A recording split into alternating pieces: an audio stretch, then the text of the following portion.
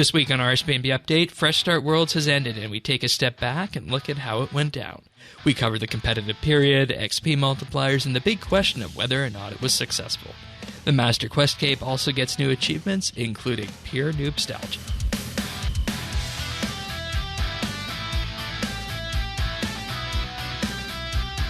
This is RSBANDB Update, episode 918, recorded Thursday, January 19th, 2023. Pure Newbstalgia.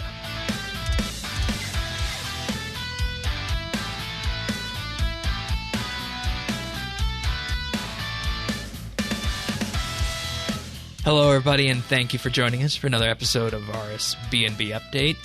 This week, Tanis and I are here, and we also have a guest with us to do our Fresh Start Worlds retrospective. This has been something that's brewing in the pipe now that Fresh Start is done, but welcome aboard, Tanis. Thank you, Shane.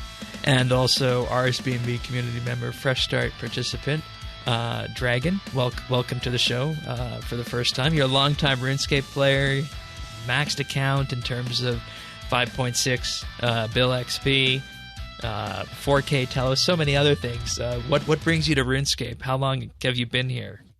Tell us something about yourself.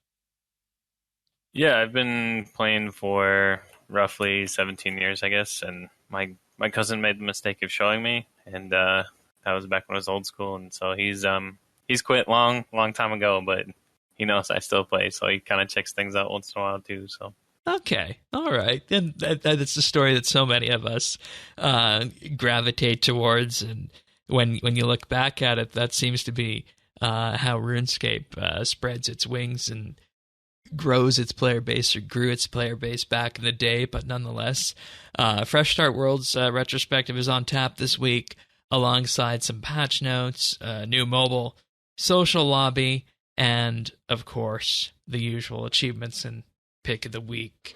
So with that being said, you can find full show notes at update.show.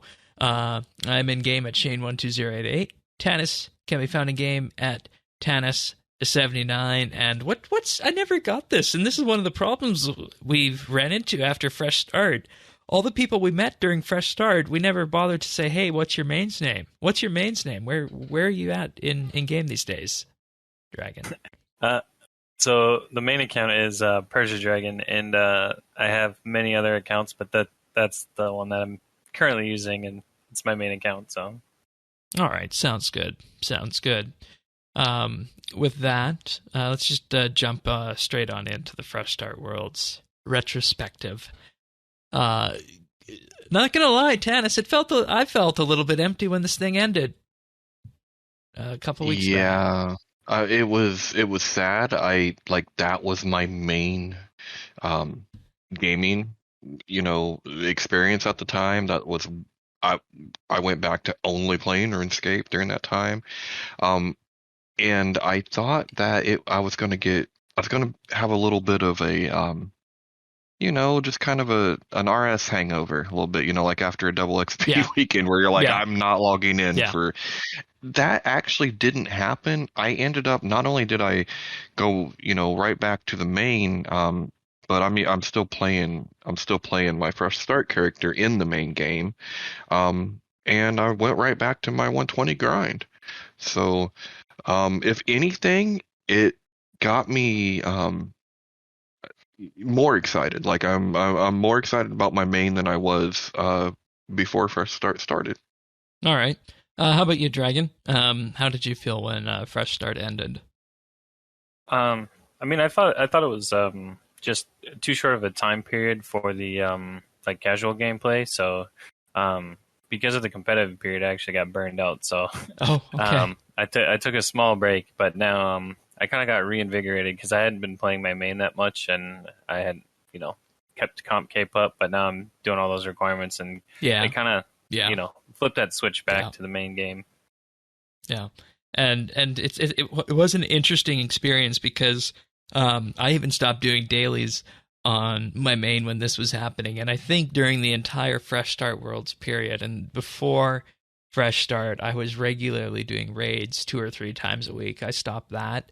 I stopped doing dailies. I stopped doing Reaper tasks. I pretty much stopped everything on the main, and then it's just been a slower uptake for me getting back into the main. And I mean, I guess the fire that was lit under me for that was to complete the Yak track, which did happen this week. More on that later, of course. But nonetheless, looking at all this, Fresh Start, and like you said, it kind of rekindled a bit of an interest with your main, Tanis, and that was the goal of Fresh Start, one of the goals.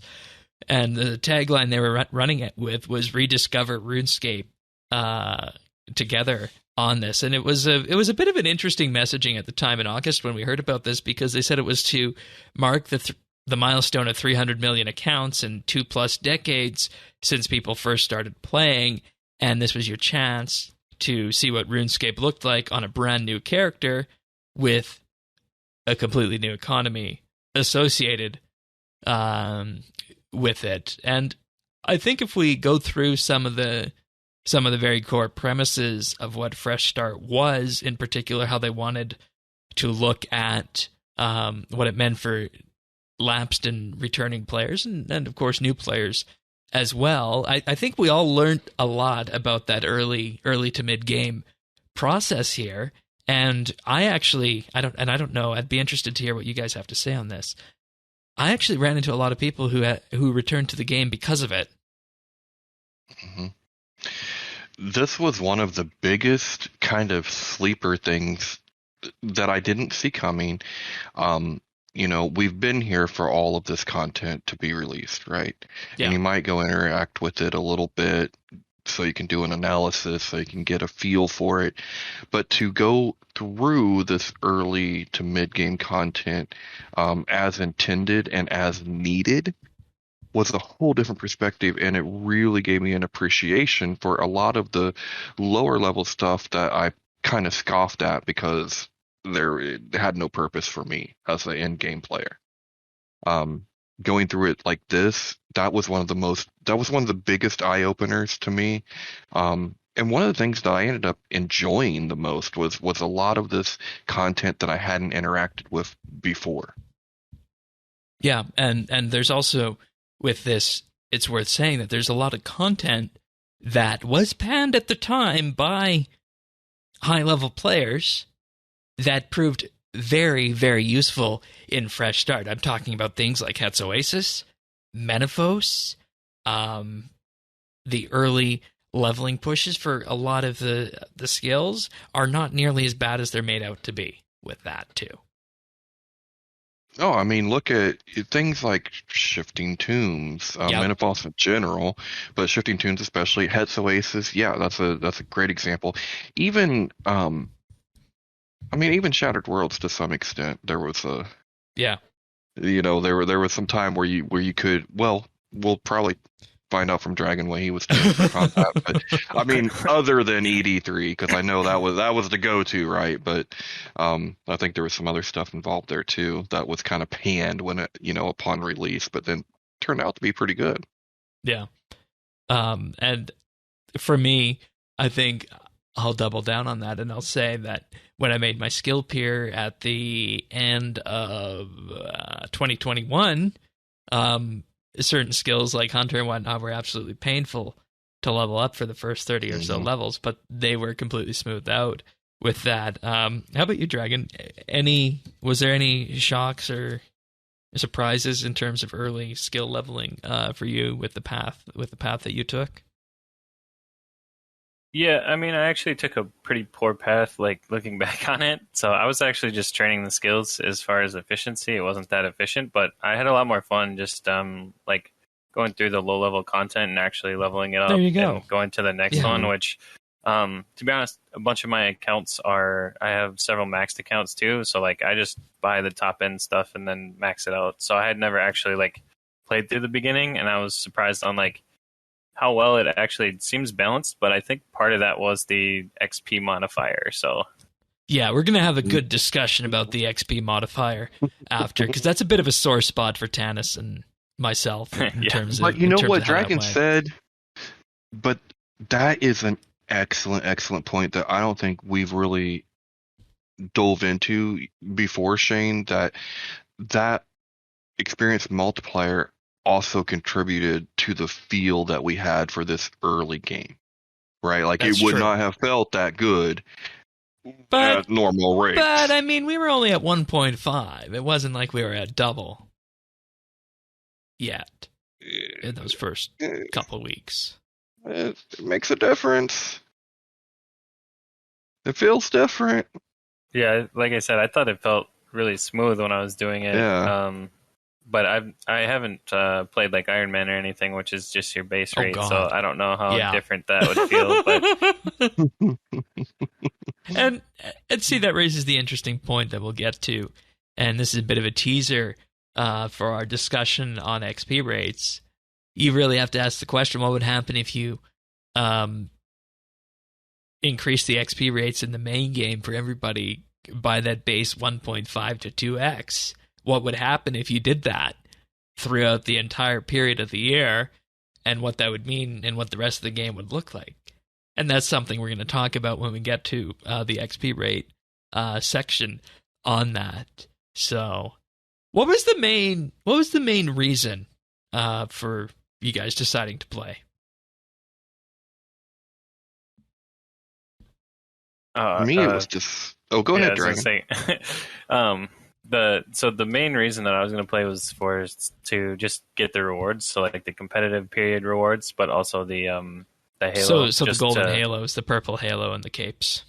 Yeah, just to achieve the halos, but then also, I wanted to get a couple different capes and some of the scaling pets if I could get them. But for the most part, I just I don't know. I thought it was going to be interesting to have the fresh economy too, which is not.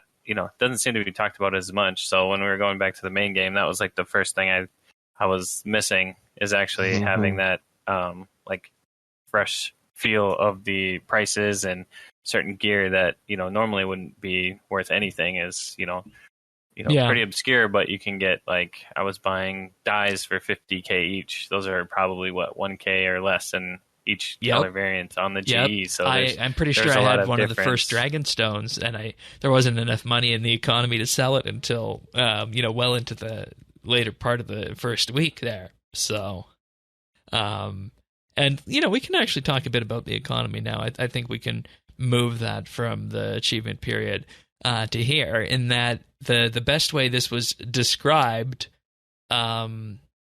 was pseudo Iron Man, in that for the first half or so of this, you pretty much had to take a gamble of, does this exist on the exchange? And if it does, do I have the money to buy it? Or is it at some exorbitant price?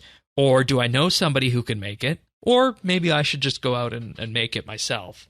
And that's what we mean by pseudo Iron Man on that. And with that, I think Jagex is also going to get a number of interesting stats from this, from the Fresh Start Worlds, about initially at the start how much GP came into the economy, and then they can look and see and cross-reference with various milestones and see, this is when the GP really started to tick up in game, that sort of thing. So I think that would be an interesting thing for Timbo and the Balancers, or Timbo and the Economist, choose your band name, to look at. I like that name. That is pretty good there, Shane. So I have some points I want to make about the economy, but just kind of going back for a second, I did this because, number one, I was going after as many gathering capes as what I could get. I just wanted to see how many 99s could I get. It had been a long time. I think you since finished I at maxed. 9 or 10, right?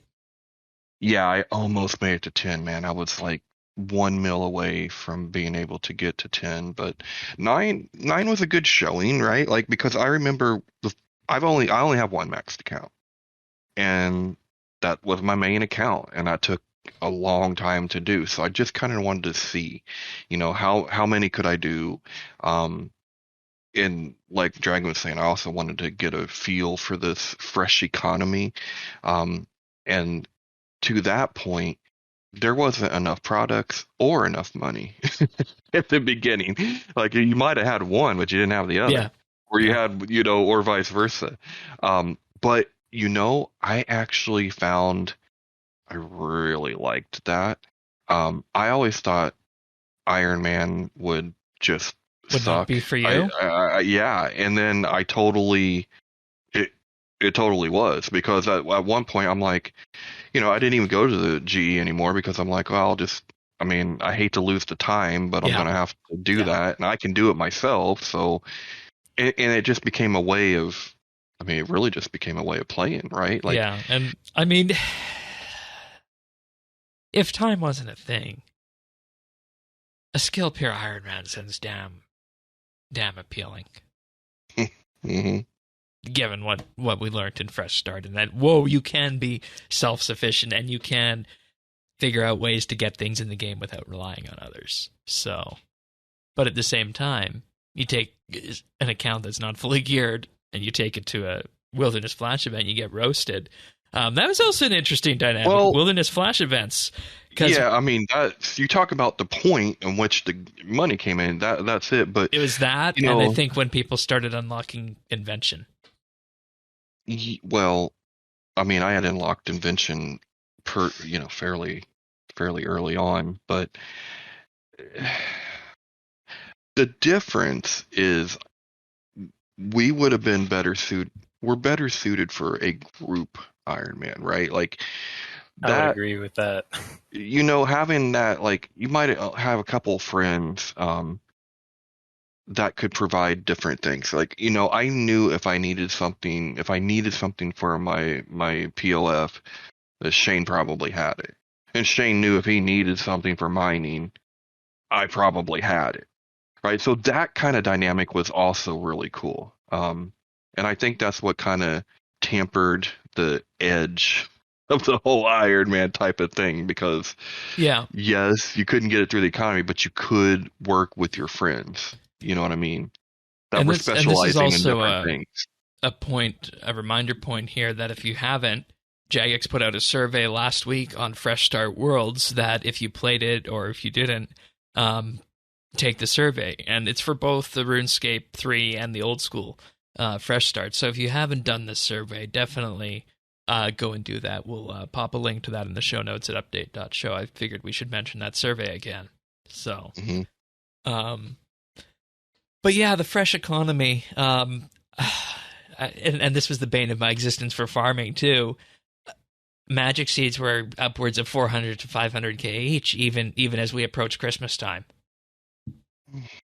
Felt like old school, didn't it? So there. I was like, okay, we're not doing this. We're just going to rely on ranch, and that's the way we're doing this throughout the entire thing. And I mean, even if you ask for some of the 100 to 120 fruit tree seeds, oh god, those were even more expensive at the time.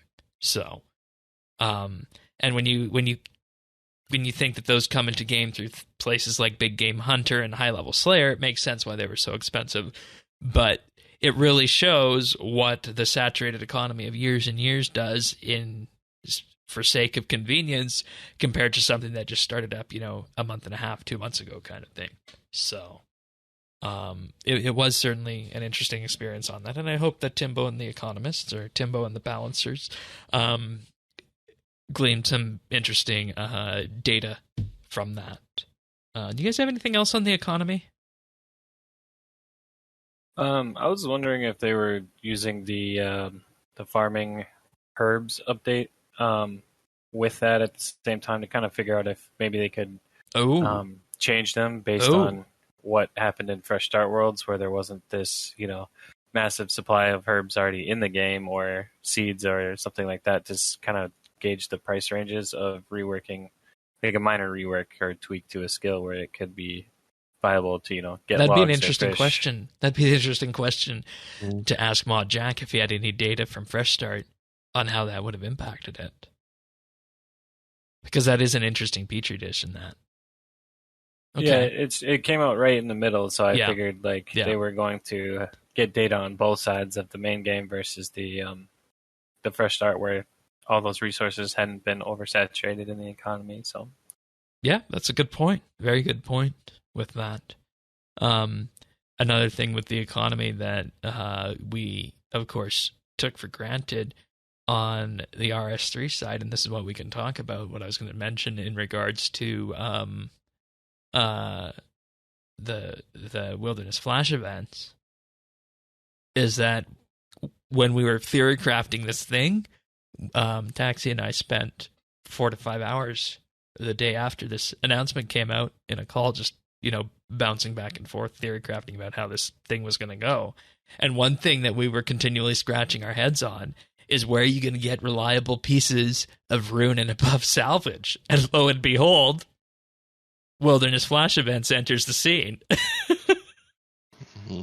So that was unexpected and was a welcome addition to our fresh start adventure on that. But we're going to talk about XP after, because we've been kind of dancing around the topic with the economy and the competition and the rewards that we got in terms of the capes and the cosmetics and whatnot. But one other thing that really did draw attention to Fresh Start was the series of buffs that came from the Fresh Start shop. And I don't think at the start of this people realized how impactful this was going to be, specifically the armor and weapon combined with the accuracy boosts that were given to us week by week. And this is something you can kind of lean into, Dragon, is that you said you wound up doing a lot of PVM in the second half.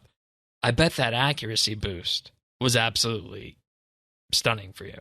Have that plus 100% the accuracy boost made doing things that you normally wouldn't do, like, pretty viable very early, because even at 50%, what it started at, you would still, for especially 83 when I was doing that, yeah, you would hit so much more often that the first, 70, 80 levels were probably an hour. So Yeah.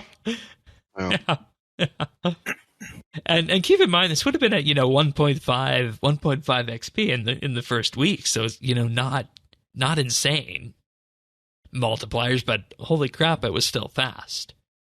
And for me, that's why I say that buff was the most impactful, not only because of what it enabled on the combat side, which obviously helped you, but it also taught us a lot about just how much the combat system relies on accuracy. A lot of people, will go for the highest damage and whatnot, but at the very early levels, accuracy is a pain point.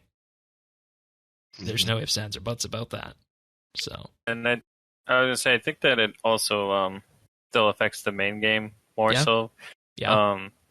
People don't realize until you do like Telos or Virago, where their defense is so high. So even in situations like that, I feel like at some point they're going to rework accuracy after getting the data of everybody playing Fresh Start and how much more, like, the consensus that accuracy isn't as important as it once was, like when EOC first came out. I think that's another thing that they use, is the data points of how people feel about that. And then, of course, I haven't done the survey yet, but I'm definitely going to do that. And well, yeah, I mean, it raises the question, is it time for another combat rebalancing?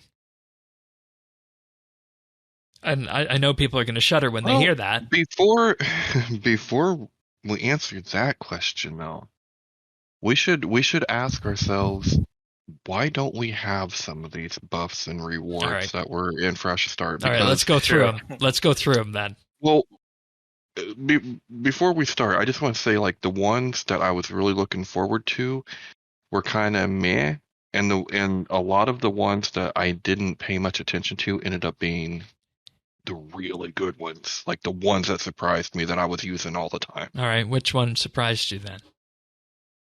The bank box was a big surprise.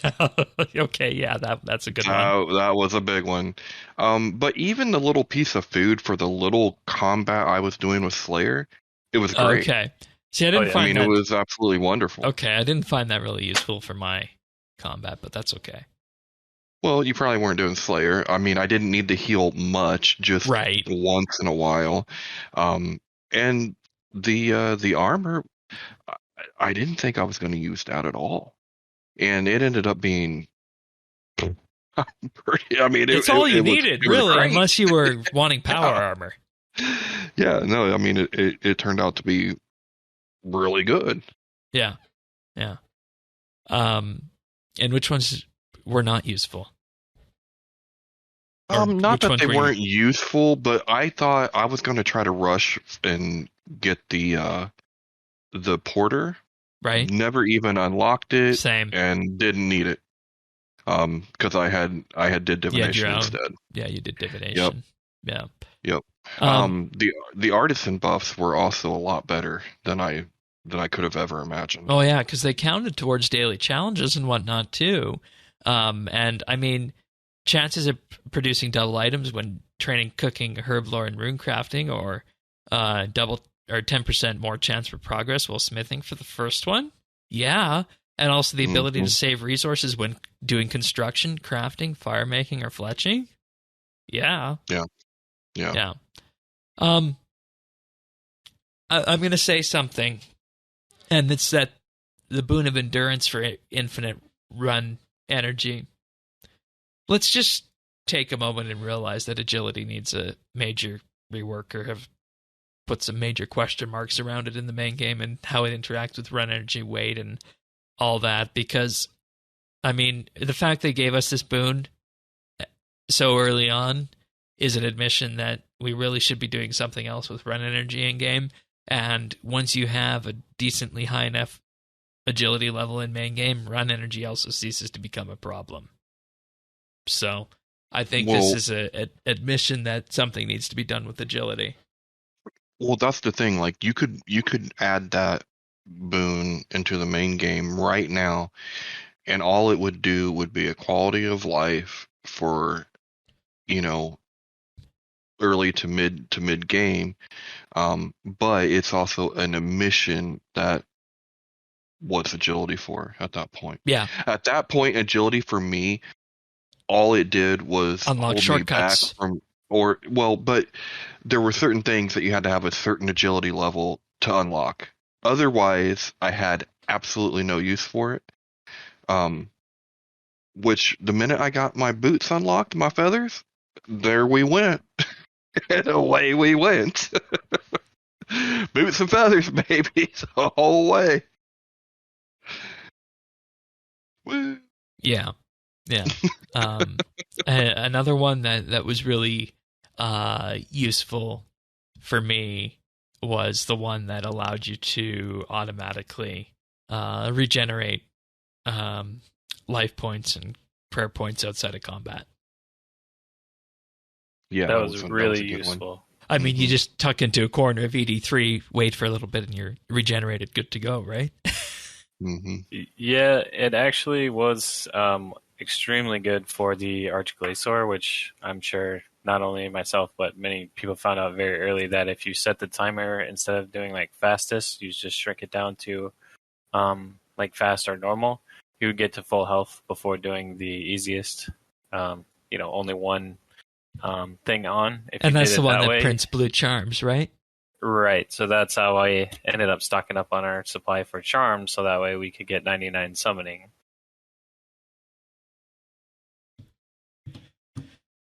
Oh, game balancing. How it's such an interesting thing to look at from this, eh? Topic for another day. No, and I mean that's because Archglacior was designed to be one of the most accessible bosses in game, right? And it was designed that you would go in and learn with one or two mechanics and then go out. But with the boon of regeneration, it puts an entirely different spin on it as well. So I don't know. It's probably fine how it is, but yeah, I heard multiple stories about the blue charms and whatnot from Archglacior on that. So, and I'll just highlight the accuracy boost again. That was something that completely changed the way combat and PVM was done.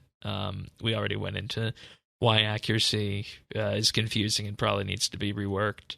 Another thing, of course, was the boon of luck, the free ring of wealth replacements from here. I got to the final one by the end of it.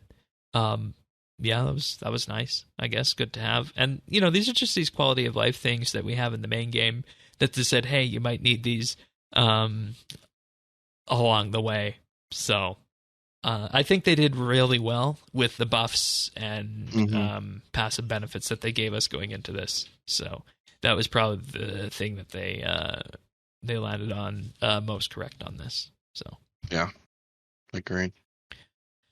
Then, of course, when Fresh Start was first announced, we had the infamous series of community leaks and the subsequent PR framing disaster that came behind this. And what happened with this is that Fresh Start leaked out on the Sunday, and then it wasn't until the next morning that the official announcement came by, and there was already discussion that took on a life of its own, largely focused, I think, around the XP rates. I think was the main thing that people were upset about regarding it, and it took on a life of its own to the point where the only feedback and the only content and discussion we saw on Fresh Start was overwhelmingly negative in that first week, which was bizarre, because you have to ask yourself two things. You already have these kind of sky-high boosted XP in-game when you combine bonus XP with a double XP live event. You're talking about 4x XP there, at the very least, for that. That's point number one. And people are already making their own achievements with that in-game. It's not as though it's devaluing other people's achievements, and I'm sure that's where the most of the noise came in from that. And the second thing that really, I think, tipped it on its head for me was that how many of these people who were complaining were actually going to play this game, and what negative side effects did that have for us at that point? And that is, I mean, that's a super important point. But honestly, Shane, I think this all falls down to greed, to clout chasing, to click chasing, to but it is, right? Yeah, it because is. Look, it is.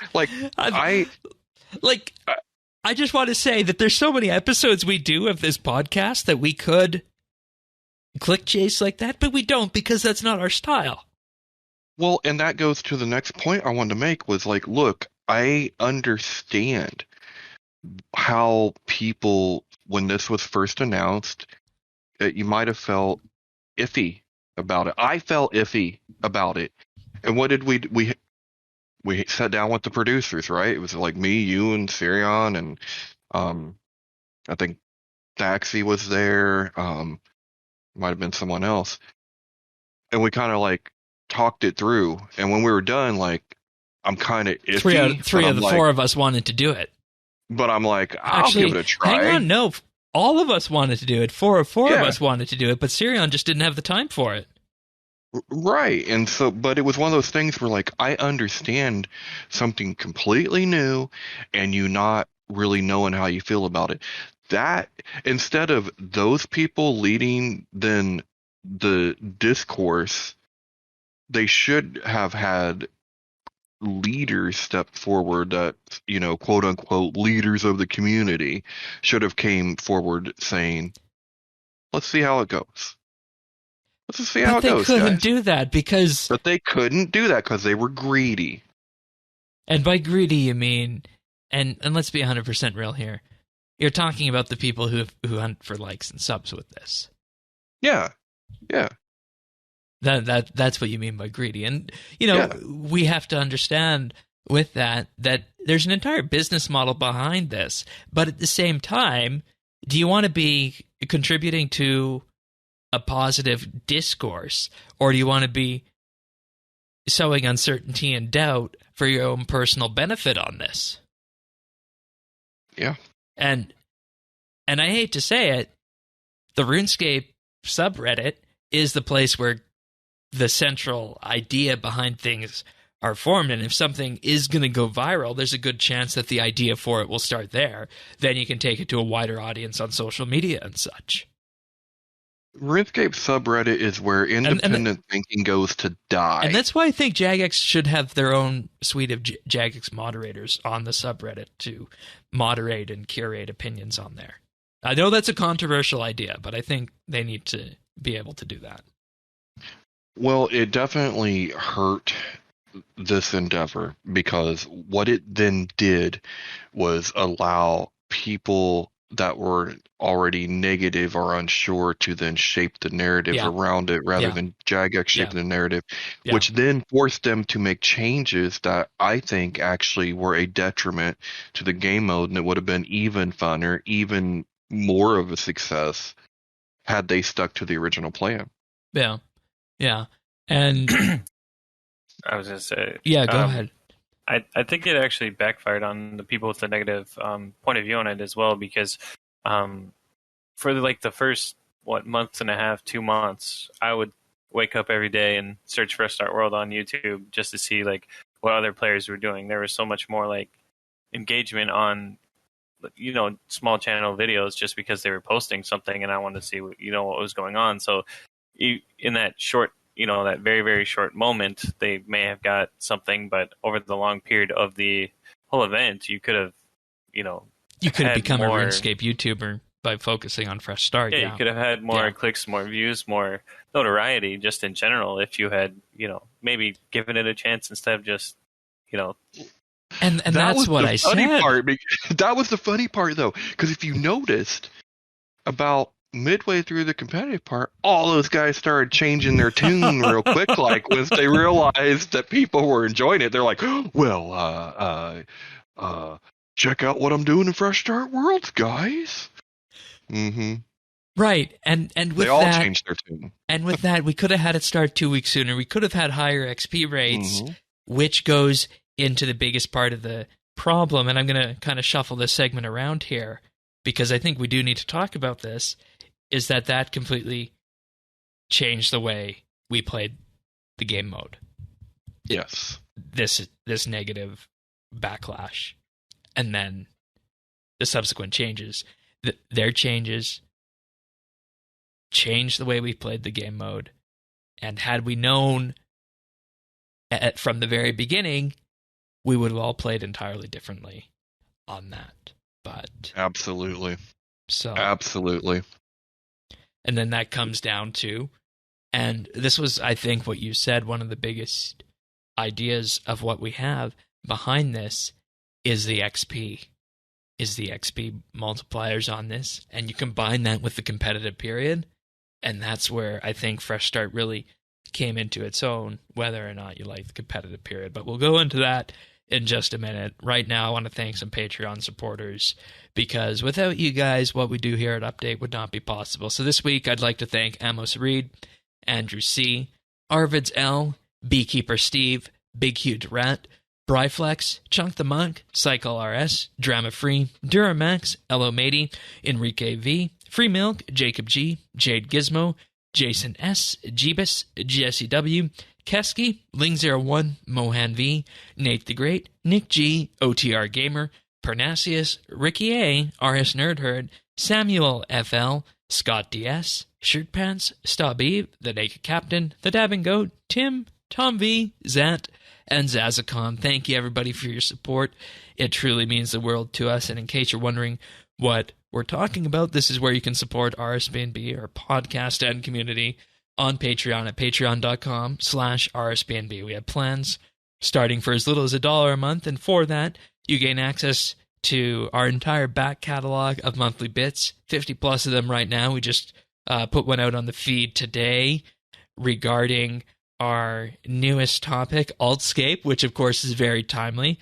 Tanis and Thaxi and myself sat down and discussed that for about an hour and came up with some rather interesting ideas about what it means for the future of RuneScape. So if you want to hear that, you can listen to that episode in the entire back catalog of 53 others, including skill tier lists, the discussion on holiday events, and Tanis's favorite, Legacy Combat, all for as little as $1 a month at patreon.com/RSBNB.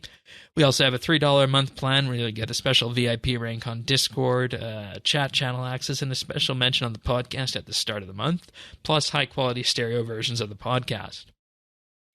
And if you want to give the ultimate gift for $5 a month, you'll get a shout-out on the podcast each and every week, and you'll gain exclusive access to the outtakes we use to produce the clip show at the end of the year, in addition to everything else. So thank you so much, everybody. It means the world to us. And check out that new monthly bit regarding Altscape. It's definitely something, and raises a lot of interesting questions about where RuneScape goes next. So that's patreon.com/RSBNB. thanks so much, everyone.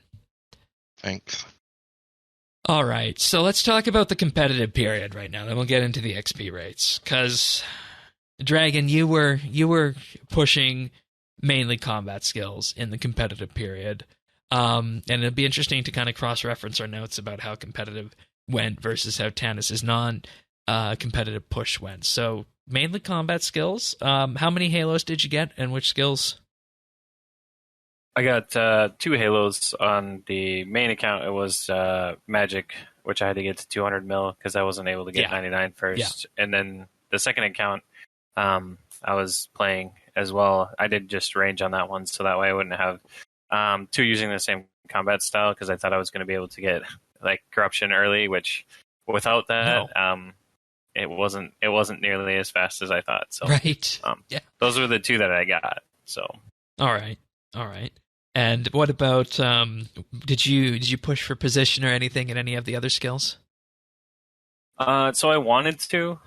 So summoning was a big one where during work hours I'm able to play a mobile, but only if it's extremely AFK. So I was doing the Archglacior method of getting the blue charms, and then I thought that the XP was going to be pretty good at like 2 times XP, and I ended up using most of my supplies, but I quickly realized the secondary ingredients for those like blue charms to make those pouches were pretty expensive. So which familiar did you go accounts, for? I actually went through a ton. So between 2 accounts, I ended up spending almost all my money to get 99.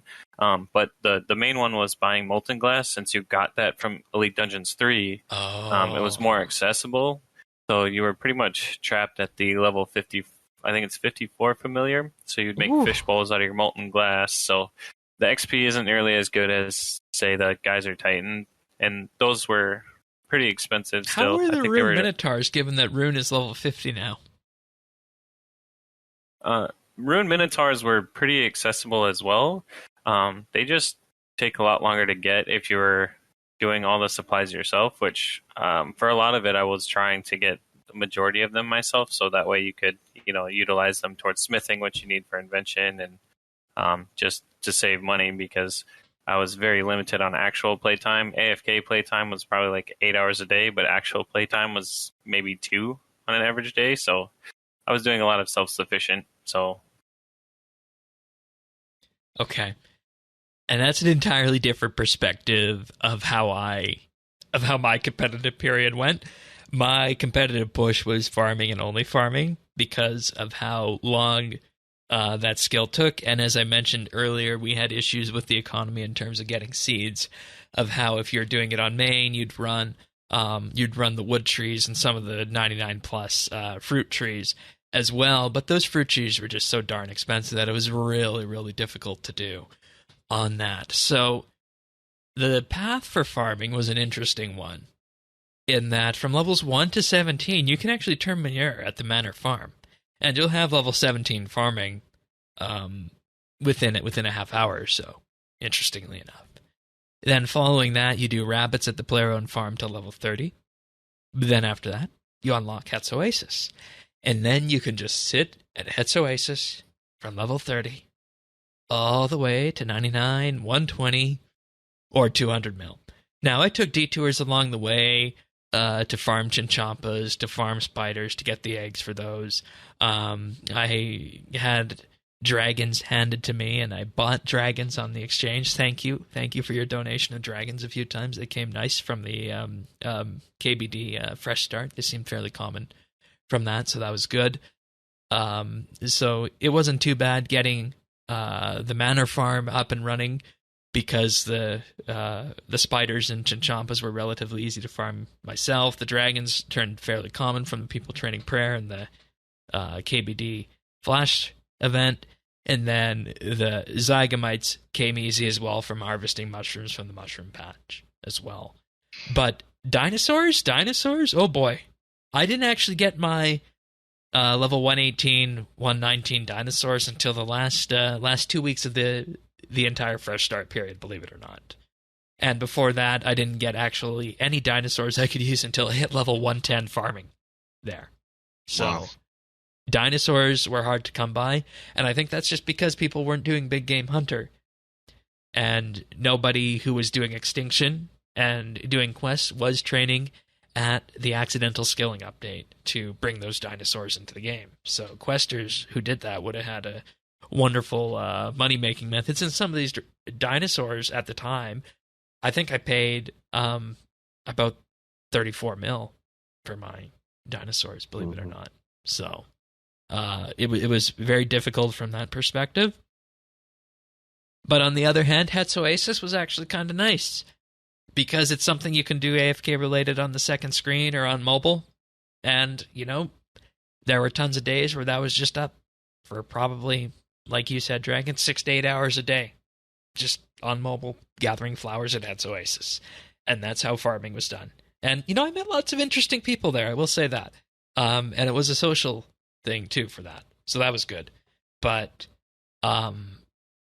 choosing farming was interesting, and it would be really interesting to see how the people doing archaeology had to manage, how the people doing construction had to manage, that sort of thing. And maybe we'll come back at some point in the future and touch in on some of those, because I feel like those races would be really interesting, given the fact on our most recent monthly bit regarding Altscape, just seeing how much of an impact alts could have on that sort of race. So, but competitive period was supposed to be for the people who were already established in RS. The competitive period plus cosmetics was supposed to be for our type of player. And, you know, I think we could have done without the competitive period, in all honesty. See, I might surprise you, but I think it was an important part of this, because, like, that's one of the things that did fire up a lot of my friends. At least got them hooked into it. I mean, we all stayed all the way through, but a lot of people, you know, was pushing really hard. And even though, like, look, I didn't push for rank because I knew top 100 wasn't happening, but I got my mining. You chose the wider approach, the breadth approach to the depth approach. Right, and I did get my 99 mining, smithing, woodcutting during the competitive phase.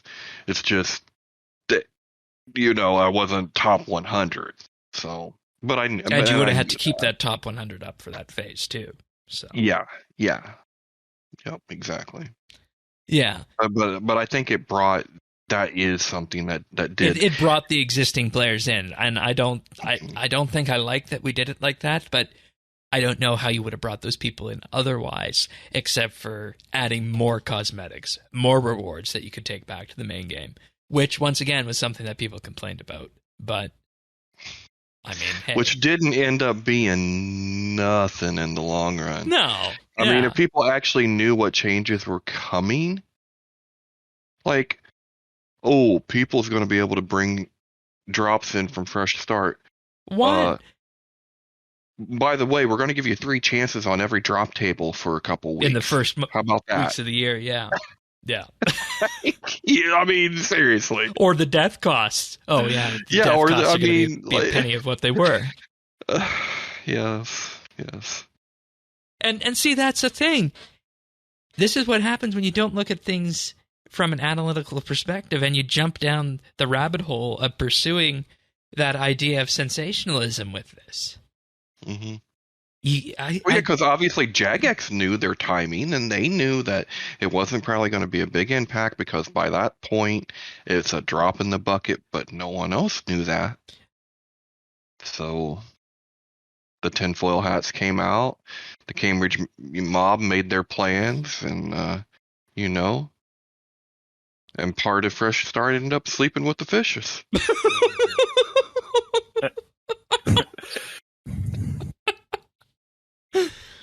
Wow. Okay. That's actually a good way of describing it. Yeah. I just wish there was something else other than competitive that could have been done for existing players, because I feel like it fostered a play style that wasn't necessarily the most sustainable. And then I guess at this point we come to the XP multipliers on this and the way it went. Recall we started at 50% on week 1, and we gradually, by the end of it, worked our way down to 20 and 10% XP multipliers for skills less than 70 and greater than or equal to 70, respectively, while peaking at a plus 150% at the very middle of the period here. And one thing I did with this I thought was really important to do to visualize this thing was I put the multipliers on a graph. I don't know if anybody's done that before, but if you're watching the video version of the show on YouTube, you can actually see that graph right now. And we felt how sharp this green greater than 70 line dropped, didn't we? Oh, yeah. It hurt. For sure. It hurt. It was a harsh change considering I started with Elite Dungeons 3 and then the XP for skills went up. I had been, at the top end of XP rates for the whole time, and then when it fell off, that's pretty much when I fell off playing as hard as I was too. So you're not the only one. I know other people who did that. And this really raises the question that maybe there needed to be more transparency in XP multipliers, because they changed it and they pulled it back and they said it was going to peak at 3x or plus 200, but they changed that and they pulled that back and they didn't say what it was going to be. But we were all under the impression that they do it in a bell curve fashion, or it would follow the same trajectory going down that it took going up. But oh no, we had this huge drop for skills greater than 70 from plus 1.5x to plus 70% XP going from week 8 to week 9. And that was just massive when it comes down to it. And I think, and this is where the transparency would have been good, you offer up a bit of transparency on this, I think people would have played the game entirely different. Because if I would have, if I would have known the way this was going to go, I could have got my 120 archaeology. Yeah, I would have. I definitely would have planned things out differently. I mean, I played the whole time with the understanding that the XP curve was going to go down the same way that it came up. Had I known it was going to be so different, it would have really changed how I played. I might have rushed for more, to get. I'm not sure. I'm not sure what the right strategy would have been at that point, but there was a difference. You had to think about, is it more efficient to get my skills up to 70 and get as many of them as I can while the multiplier is high versus over 70 when the multiplier is lower. Yep. It definitely would have changed things had I been able to plan that out better. And once again, this comes to managing expectations, managing communication, and not doing what the vocal minority wants, because we have to question again how many of the people who were complaining about the initial XP multipliers actually played. Do you think if the XP did go to that, 300%, would that have been a little bit too much though? Because I felt like the 2.5 times multiplier was already pretty significant, but they didn't have to drop it off a cliff the way they did, where they could have, evened it out better as well. Yeah, I mean, I don't think it necessarily has to be an either or. The 2.5 could have been. I mean, that could have been a top end of things. Yeah, the way that it dropped was just, for me, it was way I think it's better to focus on the drop rather than what could have been with the with the plus 200 instead of plus 150. And I mean, when it comes down to it, at the end of the day, it really raises a question as well. What would the main game look like if XP was increased, not necessarily to a factor of 2, but just give us a consistent 30 to 50% XP buff and everything? What would the main game look like in that? How would interaction be affected, and what would that do for RuneScape's endgame? I think that's a big question that comes out of this. I don't think it's as detrimental as people think. In fact, I think it'd be the reverse. Oh no, it felt I'm good and exciting. I'm and, coming in line to agreeing with you on that, and my only concern is even more so now. What happens after that? Right? If they were to increase the XP, I think eventually there would be the minority at the top end would start saying for prestige skills, which is something I've always been against because I like having the completion feeling. Yeah. So I'm not necessarily on board, but I don't think that if they're going to start selling XP as well or like buffs, that might be where we're headed. But as far as the multiplier, I think they use Fresh Start. No, you kind of broke up there. Yeah. But I mean, Tanis and I have talked about that before. You start selling XP multipliers at this point, right? So, and you know, the market will say if that's a good decision to make. I believe in the market making those decisions and whether or not Jagex feels their customer base would handle that. But well, you got to ask yourself, Shane, what is the attention span of a modern gamer? Yeah. And do they want to spend 6 to 8 months grinding their asses off, boring grinds, to get to do the content that they want to do? I mean, part of that was what was a goal of Fresh Start 2 was to be able to bring players back, but to get those accounts leveled up to be able to do meaningful, current content. And that was the complaint, is that people didn't want people having a shortcut to the Max Guild. Which is stupid when you think about it, because that's how you add more players to the game. Yeah. Yeah, it was very short-sighted. So, and I mean, there's just so much about these XP multipliers where I think this is where the core controversy of Fresh Start comes in, and I'm surprised, and maybe it's because these people weren't playing it, the people who you said were the ones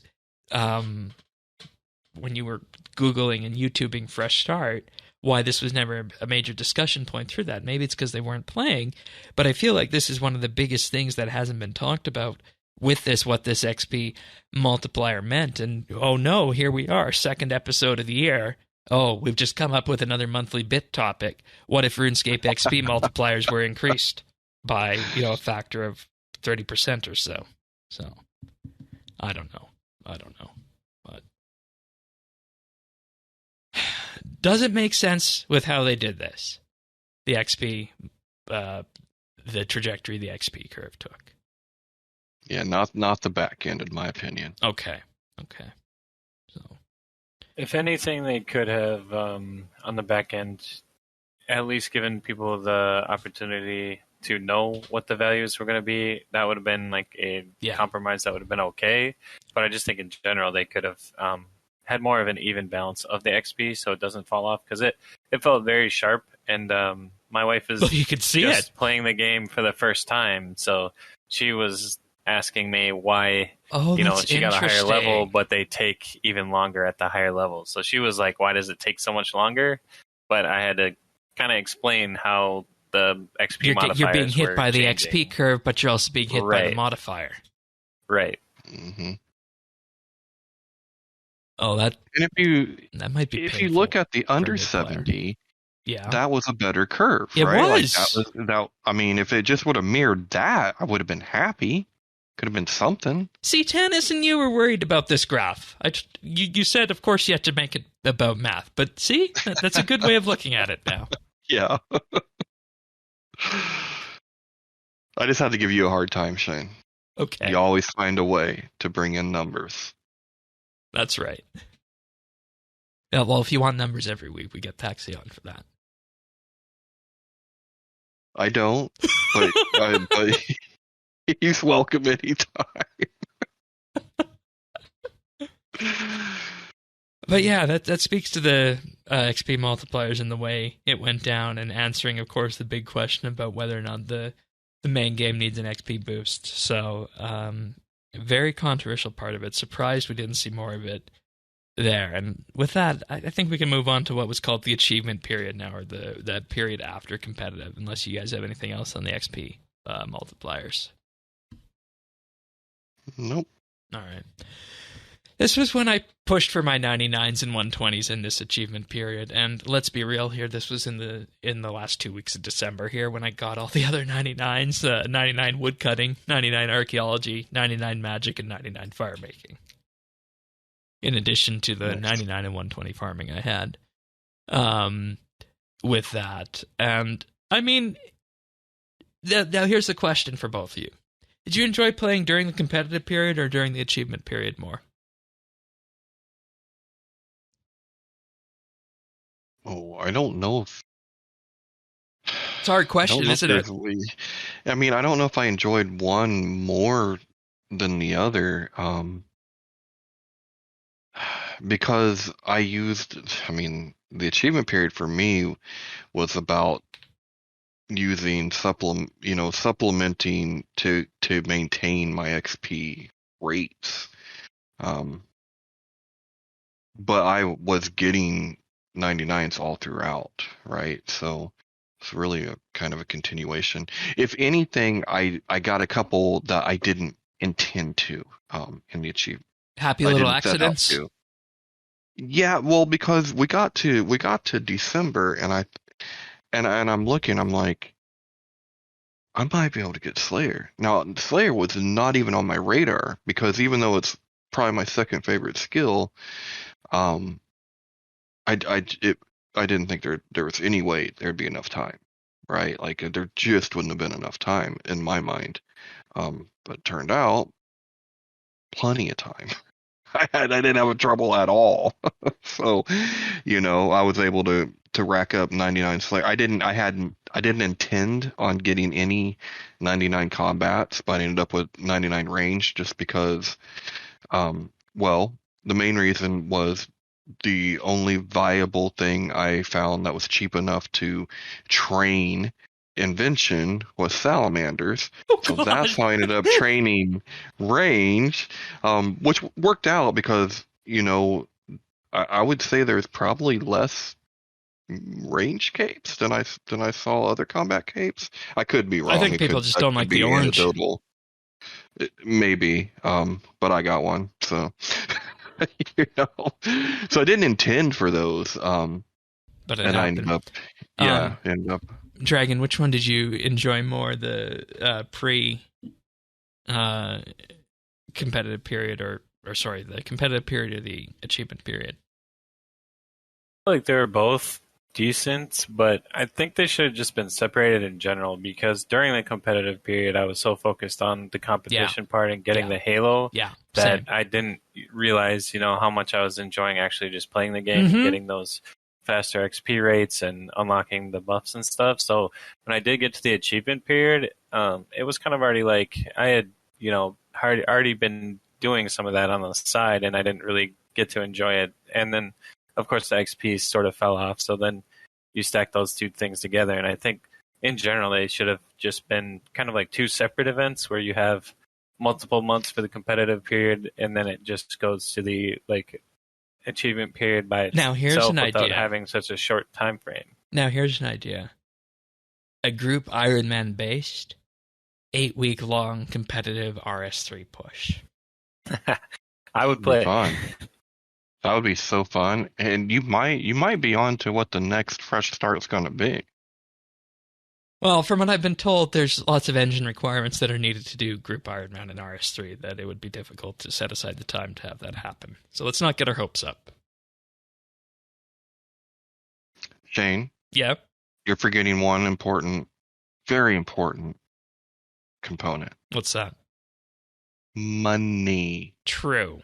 Did they make money? But the question is, do you get more money? Do you get more money from a competitive event like that, or do you get more money from a fresh start event with Treasure Hunter enabled? Because you, myself, and a lot of people went down that path, the Treasure Hunter path. Why do either or when you can do both, like we did this time? Oh, so you're not saying do two events. You're saying kind of combine them, right? In the same way. Okay. I believe rank 1 did use Treasure Hunter significantly to actually finish the final. Yeah, 120 all on the final night, I think I saw. Yeah, so they got the I believe the only cape in the game for the new Master Max cape, but I can't imagine that they didn't make a ridiculous amount of money by adding Treasure Hunter Yeah. for everybody that wanted to finish Yeah, out their I know they did. 99s. I Yeah. know they did. Just from Well, I'll people I say was that playing with. for the first time ever, I did use keys for XP, the 450 key package. First time ever. And it was an experience I do not want to repeat. And I am glad. See, I want to repeat it over and over and over and over. I am glad that my main has never used XP lamps like that, and that's all I'm going to say on that because it didn't feel good for me. Oh, it was and a I've even gone to a point now where if I get lamps on my daily treasure hunter on main, they get converted to oddments. I do that anyway with Max XP. No, it doesn't really help. Yeah, no, that's fair, but yeah, I did not have that feeling whatsoever. I liked and it. that's I the wish I part made where we more get money. to. It was you and a lot of people went in way deeper than I did on that. Oh yeah, I mean, me and a lot of the people, but these were multiple Halo players, right? Like they had multiple top 100s. And before we get too far down the path here, that 450 package got me from level 91 to 105 archaeology, combined with wrapping paper, FYI. Yeah, well, you hit it at the right time. See, I went in earlier before that promo was around, but I would say, just from my own anecdotal experience with my friends, we all dropped $200-300, all of us. Like aside from our memberships, just when Treasure Hunter came out. So, I would be curious to money? see. Yeah, I was gonna say I'd be curious to see how much they made off each individual part of it. I don't think they would ever probably release those numbers, but if they did keys versus bonds versus membership, I would assume that keys bonds probably did make the most, but bonds are I interesting think would have passed membership. In that if I buy a bond right now, but you don't redeem it till March, that bond doesn't show up as being spent or bought until March. So you could theoretically buy a bond right now, and it could be sit until next year, and it would count towards next year's revenue.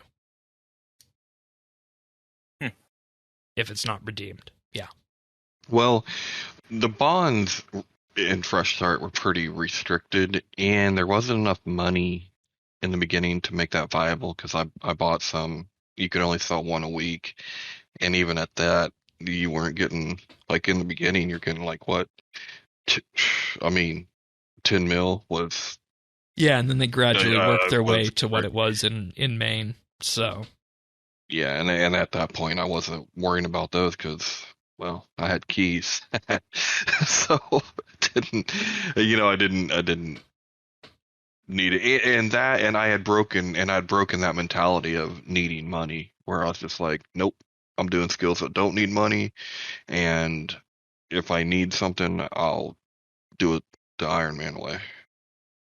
The more and more I think about it, Iron Man is for you, Tannis. I know. I kind of feel like that too. If you're playing efficient Iron Man, though, you would have to do a lot of quests to get these unlocks and stuff that you kind of already have, and you don't think about having to rerun. How'd you guys do on quests for Fresh Start? By the way, I got north of 50 quest points. I said to myself in the last week, I can grind 150 quest points in this week and the associated rune score with that and get the purple halo, or I can just have some time off from the game, and I elected the time off from the game in the last week there. So when it came to questing, this is going to be very unique to me. I don't mind quests. Now, I don't particularly enjoy them. It's not something I set out to do. They just got to be accessible, right? Right. Now, the ones I did in Fresh Start were the ones that, you kind of had to do. I had to do enough to be able to unlock some dice, right, and do certain things. So I think I had like 20. No, I had 33 quest points. that being said, the reason that I didn't do more quests is questing takes me 3 times longer than it should. It takes me a really long time, and it is a really inefficient way of playing the game. Like, if I had done any more quests, I would not have been able to train and do the skilling that I wanted to do. Yeah. So that's the only problem with that. Like, if I was in an Iron Man scenario where time wasn't a problem, then I wouldn't worry about questing. But every time I would do a quest, I would just be watching the clock going, oh my God, I just spent 3 hours. I could have been training. And I walked away with, pat on the back and 2 keys. Yay. Like, Yeah, and that's a very, very specific case for you as well, I think. Yeah. So you're right to talk about it like that. Yeah. Quests in general, though, take away from the XP modifier because it's not like any of the rewards were from that. So I'm sure a lot of people besides myself felt like doing quests was almost a waste of time, even though it would unlock the buffs. But it was like I could be just getting, that XP in with the multiplier right now instead of spending 10 hours unlocking Menaphos and whatever other things you did for the 150-ish to Menaphos unlock actually wasn't that bad when it comes down to it. I did that one. I did that for fishing, actually. Yeah, I did for woodcutting. Mm-hmm. Yep. Yeah. And, that's one of those pieces of content we said that was panned at launch, but here we are. It proved to be a very important part of the puzzle. It ended up being pretty damn good. So, all right. Should we ask the big question, Tanis? Was Fresh Start World successful? Well, I think by any metric, the answer to that is yes. If you look at the number of players, at one point, I think we had probably the majority of all RS3 players were on Fresh Start. No, it was it was consistently. Fresh Start was about 20% of the RS3 population. Okay, well, I was looking at that number you had, that 58,000. Oh, yeah, that was just people ranked. That's just people who tried it on the high scores at one point or another. Okay. Yeah, 58,000 people are ranked overall, with 30,000 plus ranked in most skills. But that's just another metric to gauge, because to try this, you had to get that membership somehow, whether that was a traded bond, whatever the case. How can we look at that and say it was anything but a success? That's $753,000 revenue at $12.99 each. Revenue. And that's for only a 3-ish month period, right? So if they did... Oh, yeah, multiply that by 3. Yeah. I hope they don't ever do more than like 1 a year, but I can't imagine that after they see those numbers, they're going to go, hey, maybe this is every month, every 3 months kind of thing. $2.2 million U.S. revenue had U.S. membership prices with this. Yeah, that's wild. And that's membership. Now, also take into account... And that doesn't include people who aren't ranked. No, and this is like... you that could be... that's what you drew.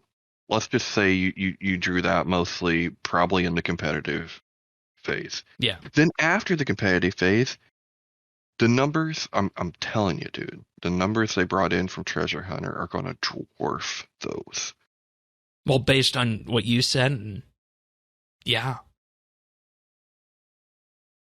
And, well, it wasn't. I mean, and this was a discussion we had. And my friends, right? Like, and this was a discussion we had a couple episodes ago or last week. Is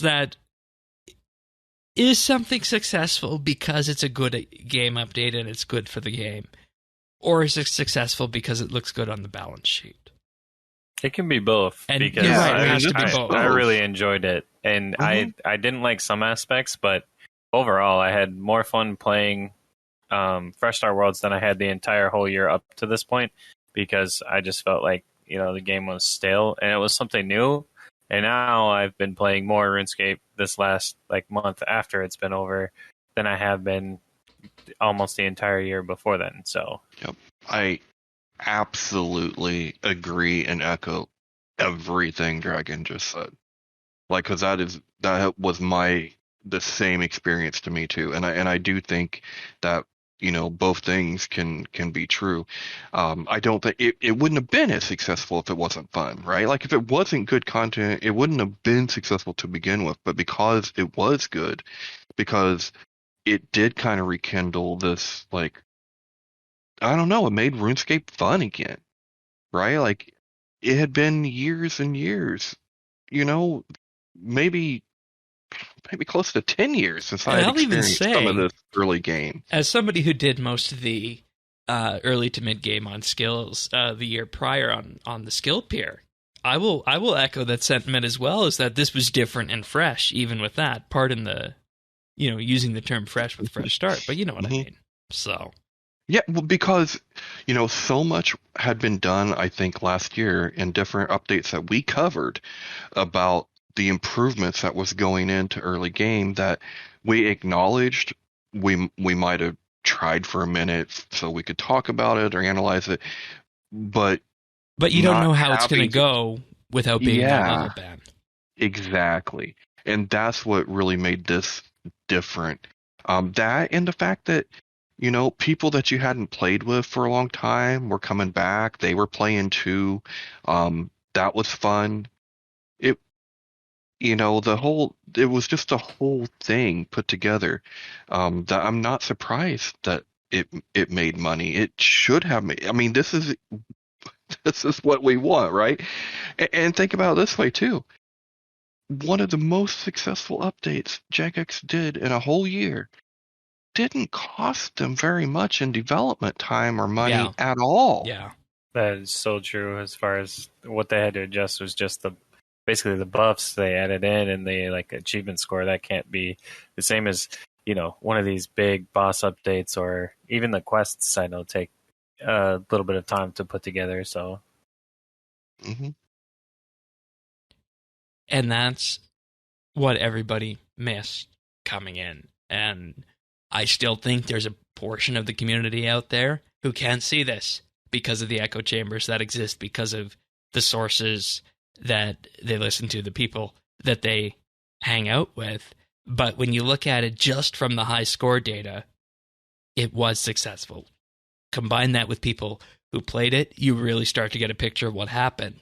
And with that, I think it would be really good if Jagex were to come out and say, hey, this is how Fresh Start did, this is what we liked, this is what we're going to do different next time if we do such a thing, and this is what we learned from it. I think it'd be really good to hear from them on their perspectives on this, but, 2 weeks gone, we haven't yet. It's like it's just gone and forgotten, which, doesn't look good from their perspective, but I feel like we're having the discussion that needs to be had right now by the Jagex communication people on this. So I think that's where it's at. Honestly, I think two things. One, they're still going through the data.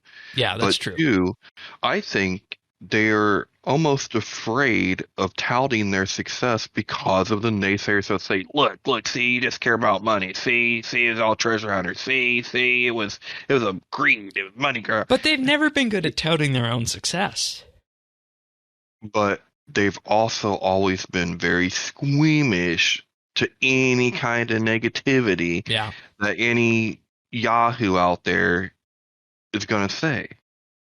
And I wish that wasn't the case, because I really think this was successful. Like, this is the most fun I've had playing RuneScape in years. Since Archaeology came out, this has been the highlight since Archaeology for me.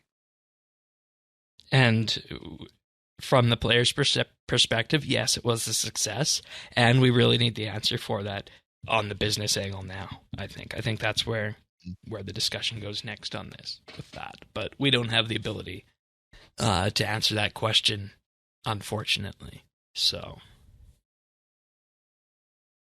that's Fresh Start Worlds. Anything else regarding success? What we'd do different next time? Anything at all from either of you? Dragon, go first since you're the guest. If you have anything at all about Fresh Start. I would, if they do another type of game mode, I would probably just not do multiple accounts. I normally play multiple accounts, but I feel like I stretched myself too far on achievements between the three of them. So I'd probably just do one enjoy also enjoy the ride more. And also, not to mention the impact that would have on a race if somebody was racing for something like archaeology or construction. So, yeah. Tannis? I think my final thoughts on, if there's anything that I would do different, I just think I would have done the XP modifier on the way down differently. Other than that, maybe even extend it. I would have been perfect. Like, I didn't want to come back. I wanted to keep getting 99s and keep playing. I was enjoying this new world. So maybe even a 6 months time period would have been fine with me. But that's all. I mean, honestly, when it comes to RuneScape updates, this was close to, I can't call it perfect, but it's one of the best executed I've seen recently. That's fair, I think. I think it's fair to say that. As for me, in terms of things that would have been different, I would not have had Treasure Hunter involved in it. But I know from a monetary perspective that would raise many questions about how much revenue and whatnot you'd be able to take out from there. So I don't think you'd get an RS3 fresh start in the mold that we had it without Treasure Hunter, just because it would be such a huge missed opportunity in terms of revenue, I think. But I would have loved to have had that feeling from the entire period, from the beginning to the end, where there was no Treasure Hunter. Sure. So, all right. Actual update of the week here. RuneScape Mobile now has a social lobby, which means that you can now type in your clan chat and your friends chat and access your friends list from it, which you previously weren't able to do. And it looks pretty damn good. So if you're a RuneScape Mobile user, you can see that just by logging into the game. I don't think there's much else that we have left to say on that one here. Treasure Hunter promo that started today. A new set of animations that are found within the Academy of Heroes Treasure Hunter promo. The chaotic version of the Berserk animation. Chaotic Hurricane, and Azure Sunshine. Of course, we have the Eye of Sunshine from Yak Track, so that one's red, and now this one's blue.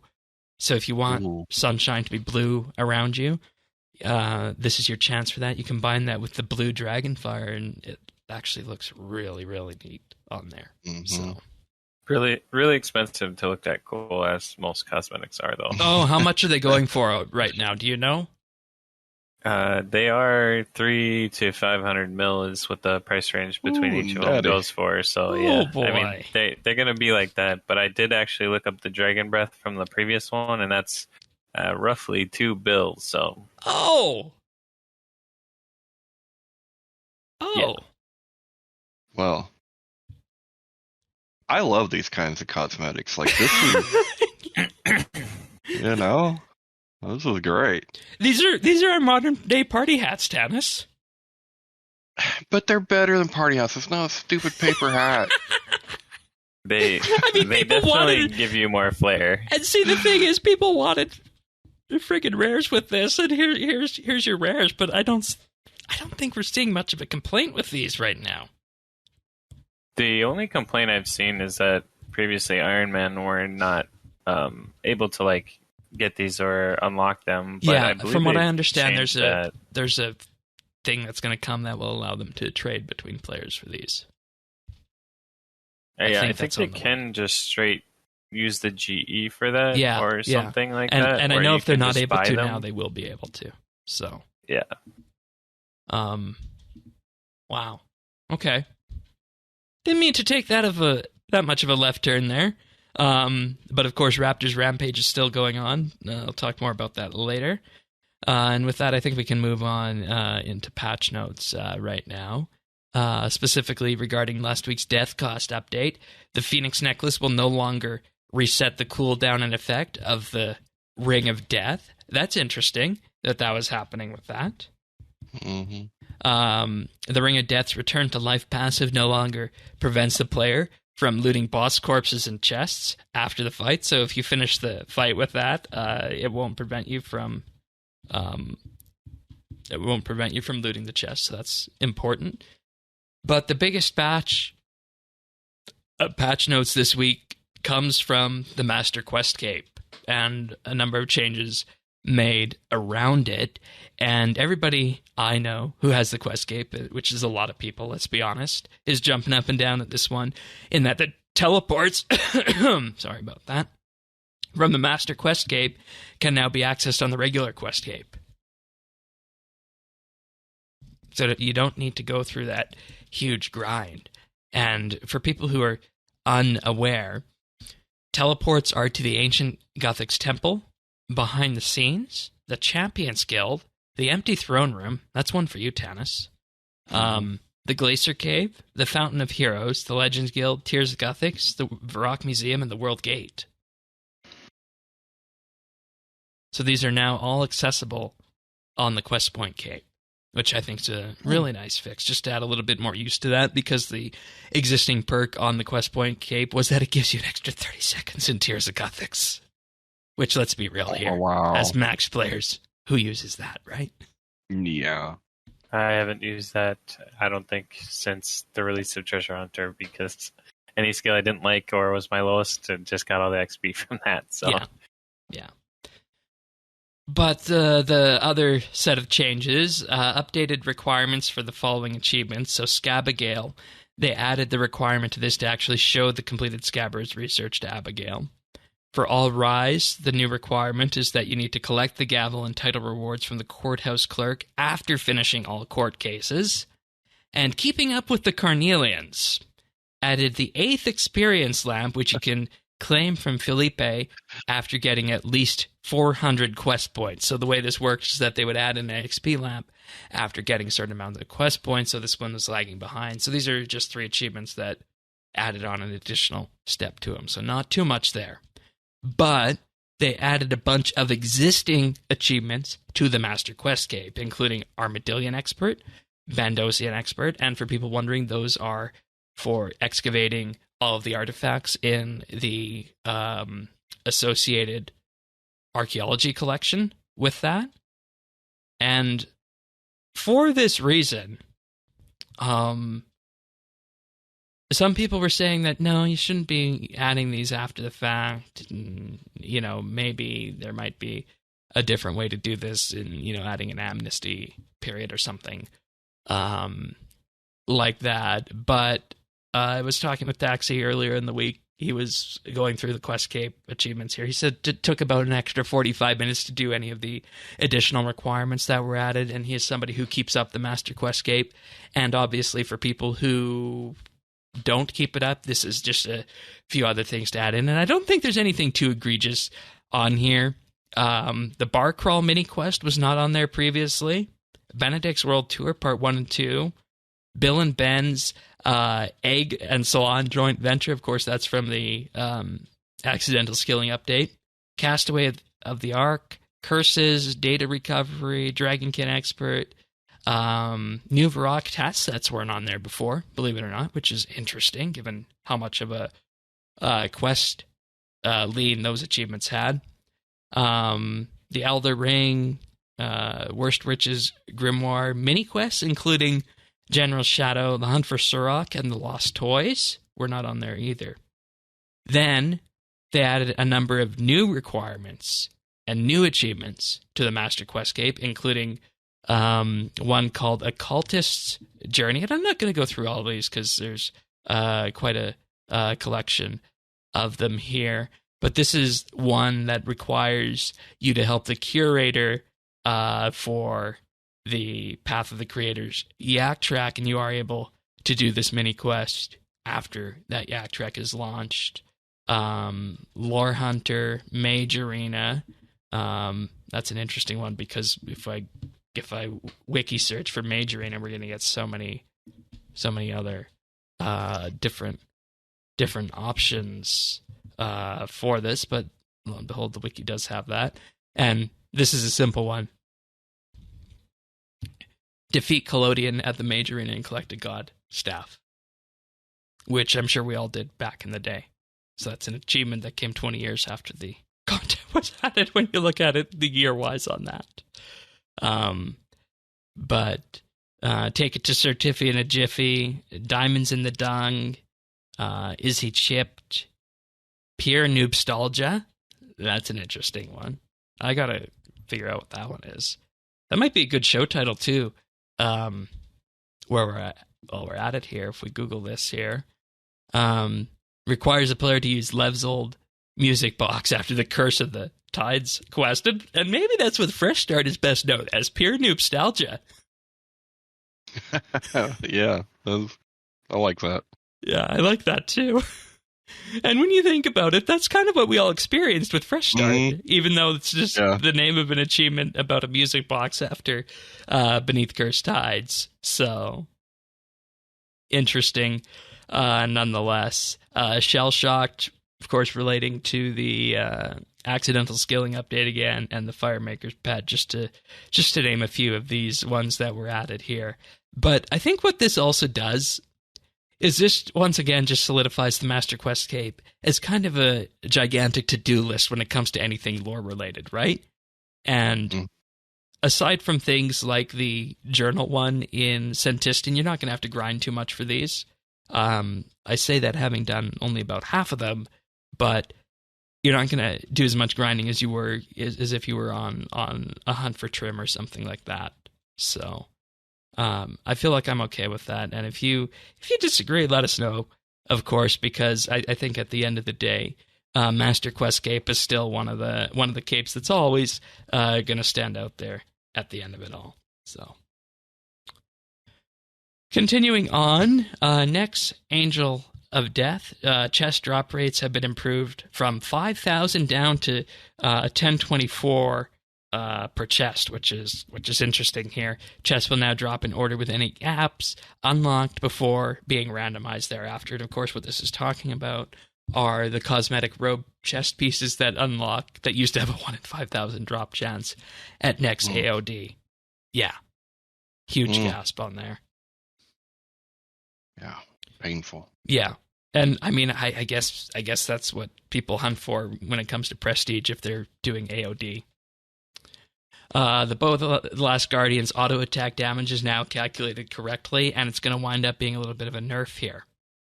They say, and this is Mod Day's writing, all weapons of the same level should have equal damage values, meaning that the DPM is the same regardless of style. The Bow of the Last Guardian was set up incorrectly so that the bow itself was doing all of the damage of a level 95 weapon, and then the damage from the arrows was being added on top for even more. This bug was limited to auto attacks. For those of you who have been using abilities, you should notice minimal difference overall. So that's there. All graphic settings now have a tooltip explaining what the options do. The combined catalyst fragments can now be used to cure diseased herbs and herblore habitat. Yes, it's herb, not herb. That was brought up to me again this week. Good job, Shane. I said it was Good herb. job. Herb, not herb. Oh, no, you're wrong again. Oh, damn it. I take it back. I was proud of you for a second. No, compost can now be applied to any growing patch. And now Aurora variants of power armors can now be upgraded with the new Aurora dye. You can enter the cooking guild with your inverted cooking cape from Fresh Start Worlds. Portable skilling locations can no longer be placed on top of the Cruxical Knights at the Garden of Carid. And this is what I've always wanted from my Slayer task, but it can't happen anymore. Players won't receive nothing as a Slayer task. Won't receive nothing? Yeah, it was literally called nothing. Huh. I don't know how you would have got that, but there it is. I never got that. It apparently was the meta for everything in the game, because when you have nothing, you have everything, I guess. Hey, there you go. Oh, that's funny. You can now feed Aurora-dyed animals, or Aurora-dyed items to the baby troll. And if you do, you have more money, and you should quit now. I guess. Quit this game now. Apparently, those also shot up when the promotion ended due to merchanters. Aurora dies. Yeah.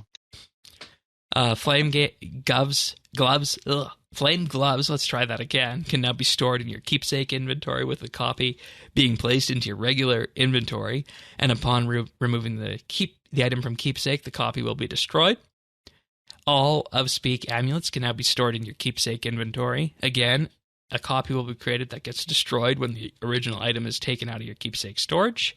And added boss tactics for Zamorak, the Lord of Chaos, which is in the boss beast tab that some people use to teach them how to PVM. So there we have it, folks. There's the patch notes for the week. Obviously hefty on the general fixes side, but also on the Master Quest capes. So just as we start to close the show out here, we also got a bit of information regarding the Jagex launcher, in that the Jagex launcher system, is being brought to closed beta for Jagex accounts. Starting on the week of January 26th, this will begin to roll out. It will be invite only as part of a phased release approach to ensure the system is fully functional. To begin, player moderators will be invited and other select players in the community. And once Jagex is happy with what they see in the closed beta, more people will be invited to test the system before opening it up to everybody. And then they have a recap here of what the Jagex launcher is, what Jagex accounts will do, and how they're different from RuneScape accounts. So I guess our idea of seeing Jagex accounts in March or so is probably when this is going to pan out to be March, April, if I had to guess based on this. Mm-hmm. So that's good. I feel like this is long overdue, and interesting to see what the ramifications would be if they undertook another fresh start on this kind of thing. So yeah, I've been using the launcher. I think it's the best way to go at this point. We'll see if any of us get invited to take part in the closed beta. So fingers crossed. Yeah, it just had an update. I noticed. I had to update it today. Yesterday. Yeah. Or was it today? Yeah, today. So definitely have our eyes out for that. But I think now is the time. If you have not picked up the launcher, it's probably a good time to do that. So with that being said, we're going to start wrapping update up right now. Time for some achievements of the week. Just regular achievements, no fresh start achievements this week. So on January 17th, we have Fire Frit with 120 strength, Hyacliff with 200 mil crafting, Nitherios with 99 rune crafting. On the 16th, we have Alithic with 99 woodcutting, Mahin with 99 prayer, LOL Monster with 99 magic on the 15th, Mahin again with 99 invention, and Samurai Jack with 120 mining. Right. Then moving on, we have Legend Dies with 120 cooking, crafting, and hunter, all on January 14th. Then we have Fight Caves with 120 Constitution on the 13th. Then we have, apologies ahead of time, Iomasis with 120 Farming on January 13th. And Exploited One with 120 Farming on the 13th. Nicely done. And January 12th, we have Battle/X with 99 defense, Borizzi with 99 invention, Fire Afrit with both 120 woodcutting and 120 agility, and then the worst tasker got 99 summoning as well. Wonderful, everybody! Wonderful achievements. Good to have us all back under one roof, isn't it? Absolutely.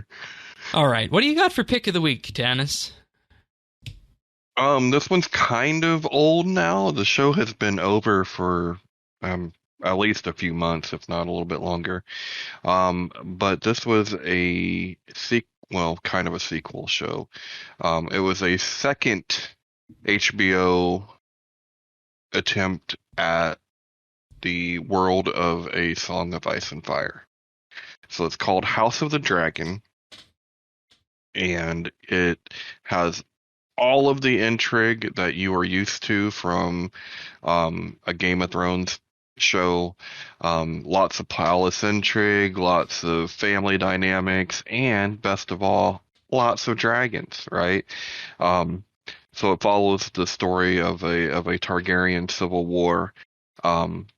It's also laid out in the book Fire and Blood, and then the history book about uh, Song and Ice of Ice and Fire. But it's got great reviews, of course. Great acting. A little bit less, let's say, sexy that's than good. the original Game of Thrones series. That's good. Well, I mean, sure, but um, but I highly recommend checking it out because I will put it this way: it was definitely no season 8 of Game of Thrones. Would you agree with that one, Dragon? Yeah, for the most part, it's a little tamer on the spicy side for sure too. So maybe more palatable for more people, but it's pretty spot on with Game of Thrones as far as the feel of it. So it still feels like the same show, which is good. Yeah, and I think timeline-wise, this would have taken place. Gosh, what is it? Like 100, maybe like 100 years before the Game of Thrones series. I thought it was a couple hundred, but it might be a guess couple hundred. I don't remember exactly, but yeah, it was definitely like a sequel show, but a prequel as far as it says about 100 years on the info page on it. Okay, that's what I was thinking. Or 100 years after the Seven Kingdoms are united. Sorry about that, and 200 years before the events of Game of Thrones. Oh, okay. So there you go. Yeah, you're spot on. Yeah, both right. Yeah, that's where we go. Well, okay, because I was thinking, I'm like, okay, so so Aegon's conquest was. Nope, we're on it. But do check it out, HBO Max. It's a good show, and I'm sorry, ladies, there's no Kit Harington or anything.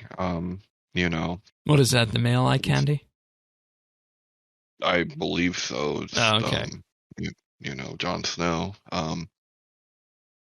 And I can't pick a counterpart on the female side. There's so many. But, hey, dragons, right? It's all about the dragons. It's all about the dragons. And that's where it comes in with your name, Dragon. Emphas W Mage God. Or it's your boy, Dragon, as you call yourself. In Discord presently. Mage God was a one-off, so yeah. Dragons from now on. All right, what have we been up to on RS? Let's go with you first, Tanis. So I quickly found myself going right back to my 120 all grind. I'm very close in smithing, so I thought I would go ahead and finish that off. I was actually, because I had in Fresh Start, I was doing burial sets, and I'm like, oh my god, this is the best. XP is unbelievable. But once I got back to the main and I was making plate bodies again, I'm like, oh, but the money. You make +3s, right? Yeah, dude. Yeah, I just sold like 100 of them for like 140 mil. So I mean, 100 it's still +3 good. plate bodies for 140 mil. Yeah, it's still good, dude. It's still good. So I'm like, well, I'm gonna get that 120. We're just gonna take a little bit longer. So I'm about 7 mil away right now, and then I'm actually still playing my my Fresh Start. Now he's over here. I wasn't going to. I was only going to use it for like double XP weekends and stuff. But then I thought, I kind of like the idea of maxing a second account and having that available to me whenever something comes out that I want to take advantage of.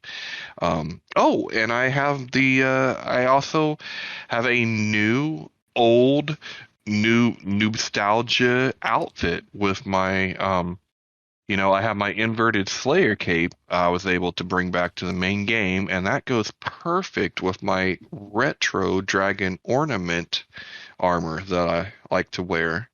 Of course, it's Oh not yeah, complete right. You without showed the eye that to patch. us. Yeah. And It's then you clean, man. then you got your Clean. furnace core. It makes you look like you're running around with a briefcase.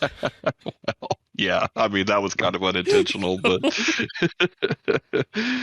but yeah, it all goes well, and of course I got my Damon eye patch, 'cause Yeah. you gotta have your eye patch. Yeah, that makes sense. That makes sense. All right. That's it. How about you, Dragon? Well, since Fresh Start's over, I basically went back to my main and started doing PVM again. So I've just been doing 2449 claims Telos pretty much every day just to get the feel of PVM again. And then, of course, with the Raptor buff, got to do at least one 500% Zammy just to have a higher loot chance. So that's pretty much all I do for sure every day. Otherwise, I actually am trying to get max PVM gear on my alt so that way I can get trim comp on my main, since I have been putting that off for about 3 years now. So. Oh wow! Did you get anything from the Raptors event? I actually got a bow piece on the third use of the buff, but I had already had the bad luck mitigation from Zammy from before, so I don't know how many kills dry was, but it was certainly over 20. So I guess you could say I was due, but I haven't got anything since that yet. But I am working on that today too. So wonderful.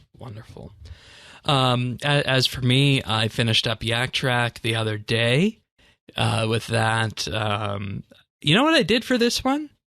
I skipped the agility tasks and the dungeoneering tasks, and then I skipped the last summoning task because I didn't have the ingredients for it. So I just didn't want to do it. But I did the other summoning ones.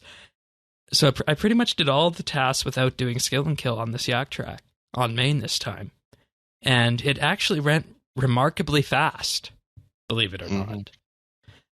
So I am just gathering, I think, the last 2 Yak coins, and I'll be able to get that other shoulder cape. And then we'll call that done on that case with probably, 8 or 9 days left to go on that. So there was that, but prepare to hate me again for this. When I was doing the archaeology tasks, I think on task 47 or 48, I was excavating at the 117 spot, and I got another spear tip. That's my third one. Those things are 150,000. Oh, nice. Nice, Shane. It sold for about 53 mil. The spear. Damn. So. What? Your luck is just, it's stupid. Yeah, and with that, people are saying, why aren't you doing Raptors Rampage? If you're getting that, who knows what you'd get if you went to, Karapak or who knows where, Zamorak or something, right? You're not wrong. But there's just something blocking me, and I know I should go do my Araxor Reaper that's been sitting there and use that up at least and do that one. Maybe, just go spin the wheel at, somewhere like Vindicta or something like that. But the thing that's really holding me back, and I'd be interested to hear your thoughts on this, Dragon. I talked about it a bit last week with David. I want to get a set of magic gear, but I know what perks I want. It's just a question of spending the time gathering the materials and actually executing on it that's putting me off from it, to a point where I'm almost wishing that I could go out on the GE and buy invention perks. I wish that invention perks had an option to be traded as well, but I understand why. Yeah, it's the item with sync, the right? current, the way they're made, it would make more sense to not do that. I wish that you had an item that would auto level it to, say, level 9 and automatically disassemble it. That too. I think that would be a better trade-off, but I am doing the same thing where I am actually perking all my alts PVM gear. I'm only using Mage.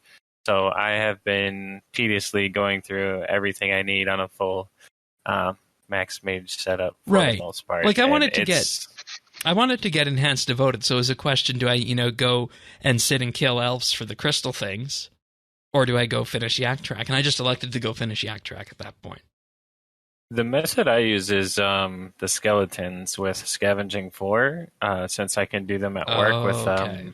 the aggression pots. So I spend probably a month straight of doing that when I need to restock on components. So it's not very fun, but it It's gets the busy job work. done. Busy work, I see. Right. Yeah. Right. All right. Fair.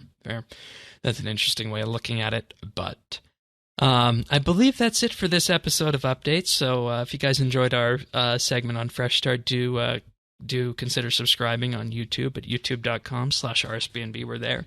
We're also on every podcast listener under the sun, at least the big ones. We're on Apple Podcasts, Spotify, Google, Amazon, Pocket Cast, Stitcher, and more. Visit update.show/subscribe. You'll have the podcast delivered automatically to you each week when we put it out. Of course, that's the best way to get it. And with that, I believe we have a general Q&A coming down the pipe, so we'll be back next week to cover that. But I don't think there's anything else left to say. You guys good? Good. Good. Alrighty. Thanks so much for being with us, Dragon, and we'll see you guys next week for another episode of RSBANDB Update. See you then, everyone. Take care. See ya.